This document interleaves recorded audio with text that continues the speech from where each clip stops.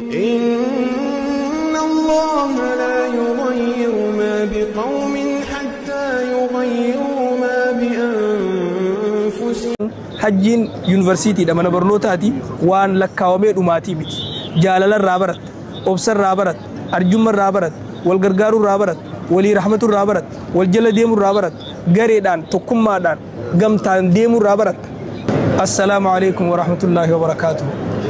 يا نما ربين dirree arafaa dhaabi yaa nama rabbiin arkaana islaamaa hajjiidhaan guuttachuu isa milkeeyse rabbi sirraa haa qeebalu walumaanuu rabbi nurraa haa qeebalu.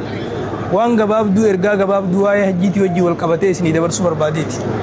obboleeyyan kiyya hajjiin akkuma roga islaamummaa shanan irraa tokko taatee jirtutti mana barnootaa yookaan yuunivarsiitii islaamaa guddittii beekamtuu namni irraa eebbifamee irraa bahu namni hajjii dhufee hajjii isaa xumurate leenjii gurguddoo fudhatee gala.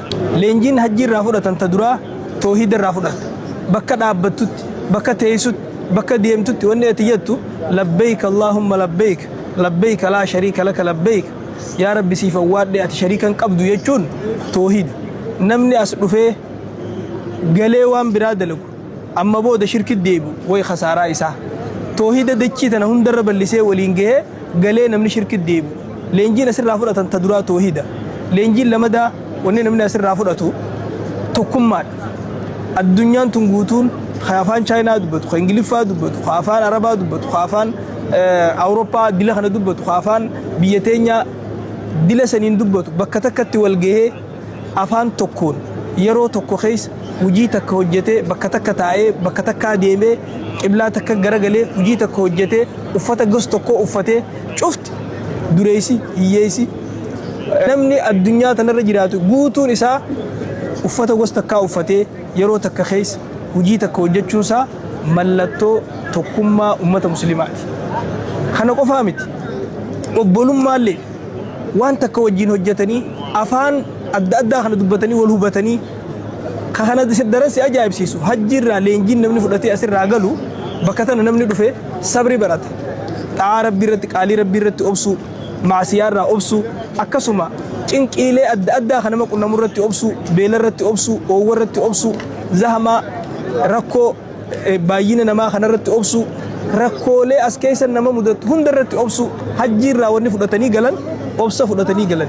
yoom obsa qofa haala islaamaa gaggaarii hunda akka arjummaa akka namaa rahmata godhu akka wal gargaaru akka akhlaaqa asirraa waraabbatte san arjummaa san timira lama yoo qabaatte addaan qooddachuu san wal gargaaruu san walii rahmata godhuu san wal kabajuu san wal dhaga'uu san wal jala deemuu san tokkummaa san akkuma asii fuutee galte akkuma asii fuutetti biyyattis nama galchu si haa godhu akkuma asitti wal kabajanitti biyyattis nama wal kabaju rabbi si haa godhu.